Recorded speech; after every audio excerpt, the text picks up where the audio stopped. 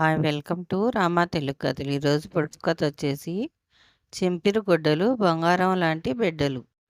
ఈరోజు కథ పేరు ఏది మంచి ఏది చెడ్డ. చీనాలో ఒక ముసలివాడు ఉండేవాడు. వాడికొక గుర్రం ఉండేది. ఒకనాడు గుర్రం ఎటో వెళ్ళిపోయింది.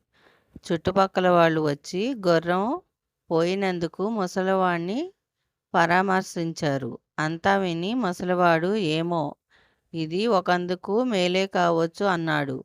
వాడన్నట్టుగానే ఆ పోయిన గుర్రం తిరిగి వస్తూ మరొక కొత్త గుర్రాన్ని వెంట పెట్టుకొని వచ్చింది.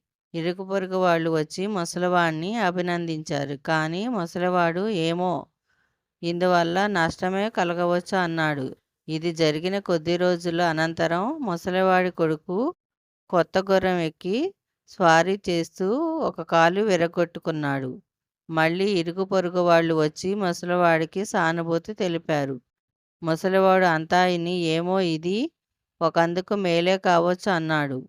సరిగ్గా ఇదే సమయంలో హూణలతో యుద్ధం వచ్చింది. చెయ్యి కాలు సరిగ్గా ఉన్నవారిని అందరినీ సైన్యంలో చేర్చారు. అందరూ యుద్ధంలో చచ్చారు. కాలు విరిగిన ముసలివాడి కొడుకు మాత్రం తప్పించుకున్నాడు. ఈరోజు కథ ఇంతేనండి. పొడుపు కథకు ఆన్సర్ మొక్కజొన్న.